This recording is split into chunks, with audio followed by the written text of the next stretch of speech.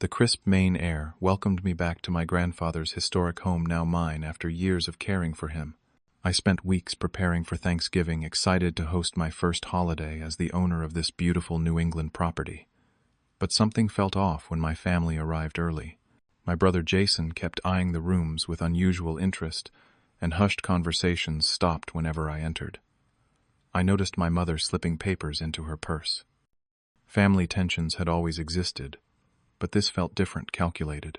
Before I tell you how my family tried to steal my inheritance right under my nose this Thanksgiving, let me know where you are watching from, and hit subscribe if you have ever had family betray your trust.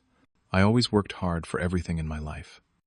After putting myself through architecture school, I spent years building my career, while many weekends were dedicated to helping my grandfather maintain this historic property. We shared a special bond through our appreciation of craftsmanship and history.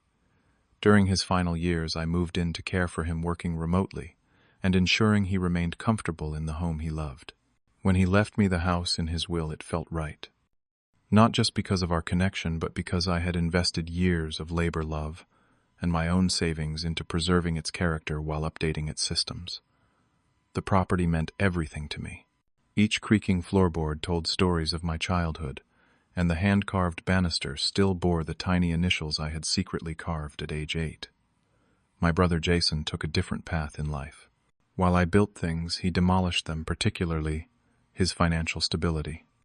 His gambling problems started in college, and only worsened over time. He drifted between jobs, relationships, and apartments, always needing bailouts that my parents readily provided. They explained this inequality with phrases like, "Jason needs more support," or "he just has not found his way yet." My mother Margaret had always favored Jason. When we were kids, his drawings earned prime refrigerator real estate while mine were filed away. As adults, my accomplishments were mentioned briefly at family gatherings, while his smallest achievements warranted champagne. My father Thomas never contradicted her, his passive nature preferring peace to fairness. Then there were the extended family members, who viewed family wealth as community property. Aunt Susan, my mother's sister, had strong opinions about how inheritance should be fairly distributed. Uncle Frank, my father's brother, presented himself as a successful businessman, but had questionable ethics in both his personal and professional dealings. The first sign something was wrong came Wednesday afternoon, when my family arrived a day early. I had planned for their Thursday morning arrival, but suddenly cars pulled into the driveway while I was still organizing the guest rooms. "We thought we would come help with preparations," my mother announced, though she immediately settled into the living room without offering assistance. Late that night, I walked past my father's study and overheard hushed voices. "The papers are ready. We just need to get him to sign during dinner when everyone is relaxed," Uncle Frank said.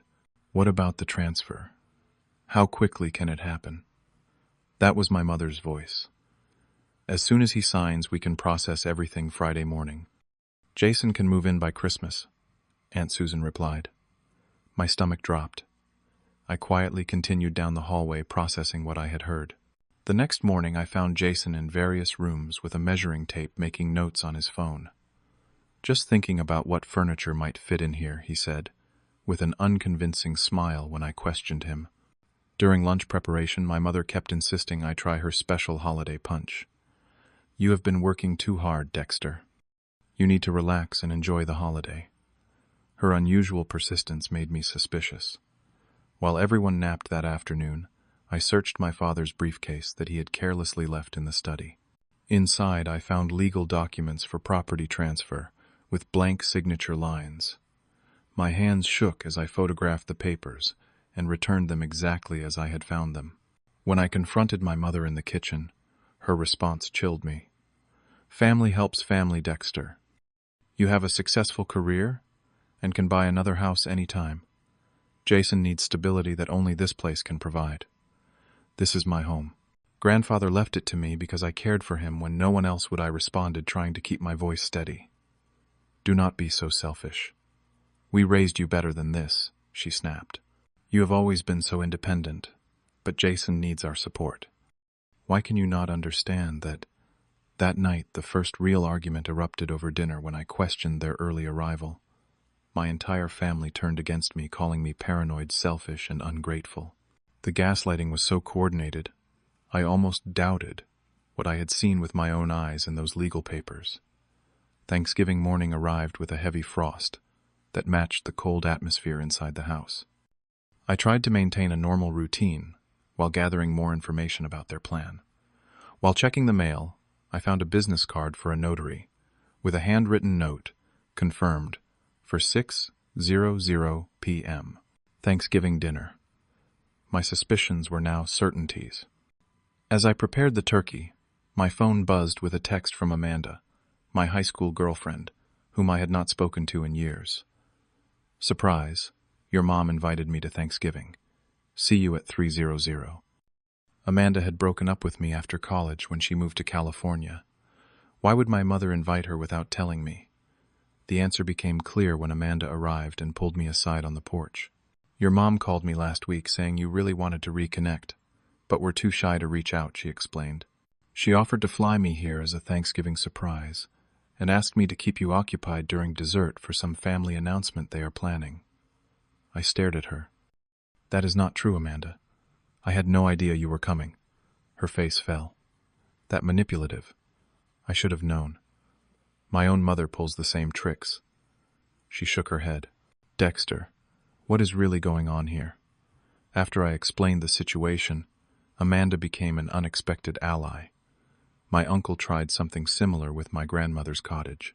These family inheritance schemes happen more than people realize. While Amanda and I caught up genuinely in the kitchen, family members took turns trying to corner me. Uncle Frank found me retrieving wine from the cellar. Listen, Dexter. I have a business proposition that makes sense for everyone, he began smoothly. This property is worth a small fortune. You sign it over to Jason, we sell it, and you get 20% of the proceeds. No fuss, clean break. 20% of what is already 100% mine. That is some proposition, I replied. His expression hardened. Be smart about this. The family has decided. You can make this easy or difficult. Meanwhile, Aunt Susan was busy spreading lies throughout the house. I overheard her telling my cousins that I was facing bankruptcy and the family was intervening to protect the property from creditors. The outrageous lie made me realize how thoroughly they had planned this betrayal. My mother cornered me in the pantry, tears ready on command.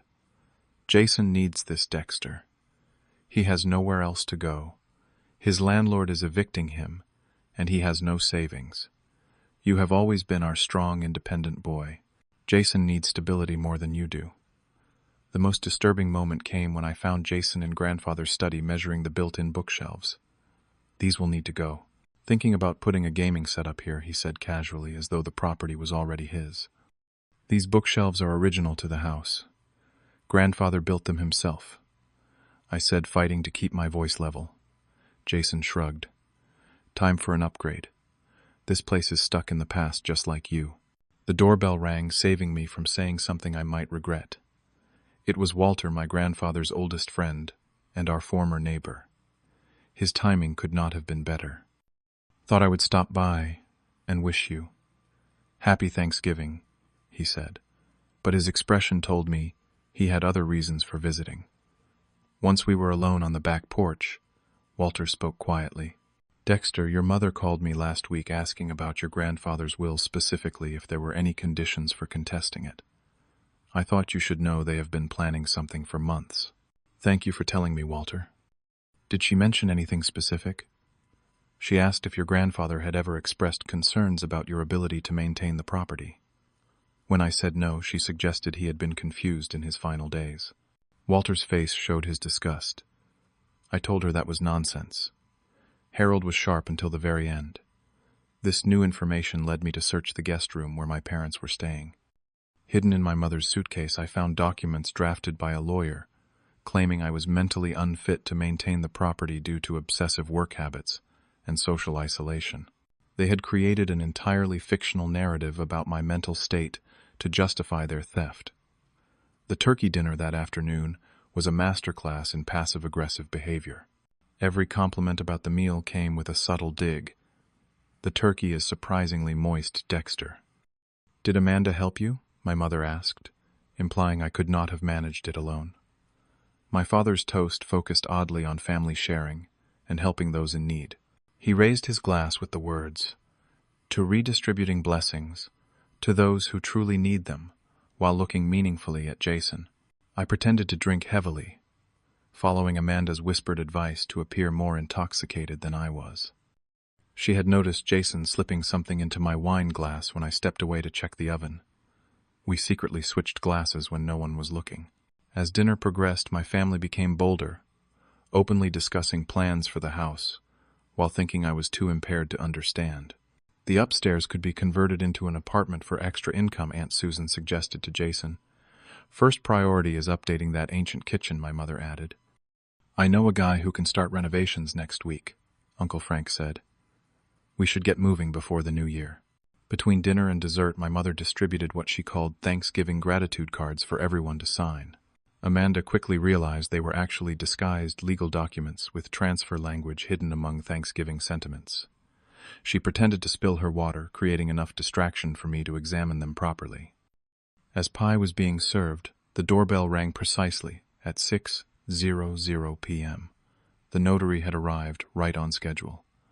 Everyone, this is Patricia from Reliable Notary Services, my mother announced with artificial cheer. She is just here to witness some family paperwork while we enjoy dessert. The notary, a businesslike woman in her 50s, set up her stamp and paperwork at one end of the dining table. My mother placed a folder in front of me. Dexter, dear, these are just some simple family documents we need you to sign. Nothing complicated. I opened the folder to find property transfer documents already filled out and ready for my signature. They had even helpfully marked each signature line with a sticky arrow. This transfers my house to Jason, I said loudly enough for everyone to hear. Not just to Jason, to the family trust, my father clarified, as if that made it better. It is for your own good, son. You work too much, travel constantly for your job. This property needs constant attention that you cannot provide. We are just trying to help, my mother added, patting my hand condescendingly. If you loved us, you would help your brother. He needs this fresh start. Jason could not contain himself. My creditors have been really patient, but they need to see I have assets. Once the house is in my name, everything changes for me. Wait, I said, staring at him. You have already promised this house to people you owe money to. Uncle Frank stepped in quickly. That is not exactly what he meant. Jason just needs to show financial stability. I think that is exactly what he meant, I replied, turning to the notary. Did they explain to you that this property is being transferred under duress? The notary looked uncomfortable. I am just here to verify signatures. Sign the papers, Dexter, my mother insisted. We have discussed this as a family, and this is what is best. When exactly did we discuss this? I asked. Because this is the first I am hearing about giving away my home. Uncle Frank leaned forward, his voice low and threatening. Listen, Dexter. I have connections in the architecture community. Would be a shame if rumors about unstable behavior started circulating among potential clients. As I flipped through the documents, I noticed something that made my blood run cold. On several preliminary forms, my signature was already present. Signatures I had never made. You forged my signature on these documents, I said, holding up the papers. The room went silent for a moment, before my father spoke. We needed to get the process started. We knew you would understand once we explained everything. That was the moment everything shattered. My father had just admitted they had been planning this for months, forging documents and conspiring to steal my inheritance through fraud. I stood up suddenly, stone-cold sober. Let me make sure I understand. You invited yourselves to my home under the pretense of Thanksgiving. You brought a woman from my past to distract me. You planned to drug me, have me sign away my property while impaired, and you have already begun forging my signature on legal documents. Did I miss anything? You make it sound so terrible, my mother said. We are trying to help the whole family by stealing my home. The home I helped grandfather maintain for years. The home I took care of him in during his final days, when none of you would even visit. We all make sacrifices for family. Aunt Susan interjected. No, this ends now, I said firmly. I have known about your plan since you arrived. I found your documents, heard your conversations, and documented everything. Their faces showed a mixture of shock and disbelief. Amanda was not brought here to distract me. She became my witness. Amanda nodded, holding up her phone. We recorded your conversations about selling my property, and Jason's admission about using it to pay off creditors. The front door opened, and Walter stepped in with another man in a suit. This is Robert Turner, my actual lawyer, I announced. Not whatever lawyer drafted these fraudulent documents. I have been documenting the attempted property fraud since Dexter contacted me yesterday, Robert explained professionally, including the forged signatures, which are felony offenses. You cannot prove anything, Uncle Frank sputtered. Actually, I can, I replied. This house has a security system with cameras and audio recording in all common areas. Grandfather installed it after a break-in years ago. Everything has been recorded since you arrived. My mother's face drained of color. You would not use that against your own family. You were willing to drug me and steal my home. What exactly would you not do to your family, I asked. I turned to the notary. Patricia, would you mind showing everyone your actual credentials? Patricia reached into her bag and pulled out a different ID. Patricia Reynolds, investigator, with the State Financial Crimes Division. We have been looking into several properties connected to Frank Anderson's business dealings. This attempted fraud just became part of our ongoing investigation. Uncle Frank stood up abruptly, his face ashen. This is all a misunderstanding. Is it I opened a folder of my own and laid out copies of all the evidence I had gathered? I have copies of the forged documents, recordings of your conversations planning this fraud, and evidence of prior attempts to manipulate grandfather's will before he died. I looked at each family member. I am giving you one chance to come clean. I have prepared statements for each of you to sign, admitting your role in this and apologizing. Sign them now, and I will not press charges or share this evidence with the authorities, except in Uncle Frank's case, where it is out of my hands now. Jason broke first, collapsing into tears. I owe nearly $300,000 to some very dangerous people. They said they would hurt me if I did not get assets to cover it. His admission confirmed what I had suspected about the true motivations behind this plan. My mother stared at the table, her manipulation tactics suddenly ineffective. We were desperate to help Jason. You have always been so capable, Dexter. We thought you would land on your feet. My father looked genuinely ashamed. Your mother and Frank convinced me this was necessary. I knew it was wrong, but I went along with it. I am sorry, son. Aunt Susan and Uncle Frank tried to leave, but Patricia made it clear that was not an option. We will need statements from everyone involved. As the evening progressed, family alliances shifted. My cousins, horrified by their parents' behavior, apologized profusely. Some aunts and uncles who had been peripheral to the plan distanced themselves from the main conspirators. By midnight, statements had been signed, evidence secured, and Patricia had taken Uncle Frank for further questioning about his other business dealings. My immediate family retired to their rooms in shame, planning to leave first thing in the morning.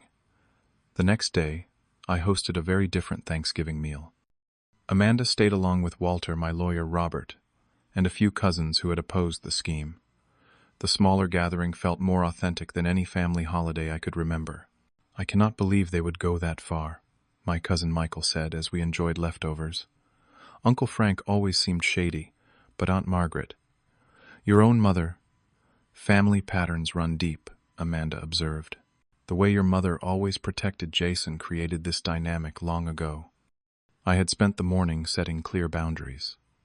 I told my parents they could not return to the house until they had both completed family counseling. Jason would need to enter a gambling addiction program and financial counseling before I would consider helping him with his debts in any legitimate way. Surprisingly, my father requested a private conversation before leaving. Without my mother present, he seemed to find his voice. I failed you as a father, Dexter. I let your mother's favoritism continue because it was easier than standing up to her. I convinced myself it was harmless, but look where it led us. His eyes filled with tears. I do not expect forgiveness, but I want you to know I am ashamed of what we tried to do. It was the most honest conversation we had ever had.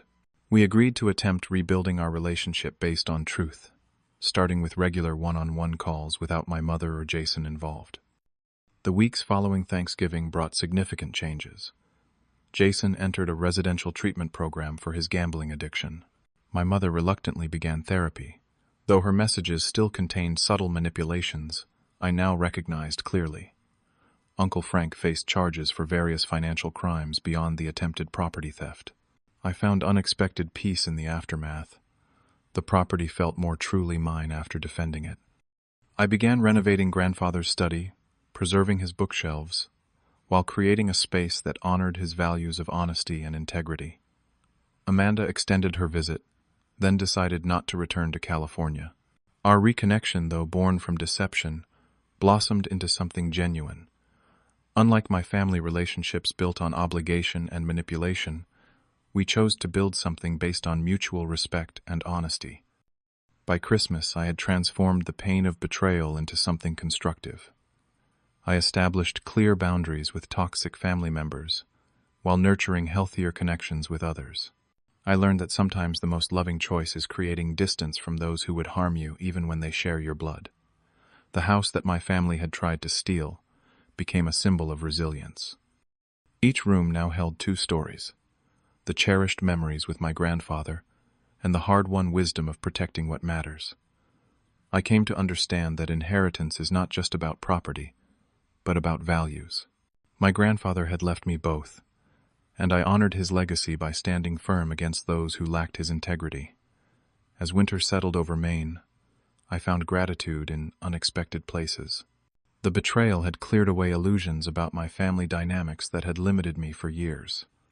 I could now build relationships based on truth rather than obligation, creating my own definition of family with people who earned their place in my life.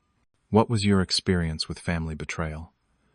Did you ever have to protect yourself from the people who should have protected you? Let me know in the comments below. If this story resonated with you, please hit the like button and subscribe to hear more real-life experiences about overcoming family challenges. Share this video with someone who might need to hear that setting boundaries with toxic family members is not just okay, it is sometimes necessary for survival. Thank you for listening to my story. And remember, the family we choose can be stronger than the family we are born into.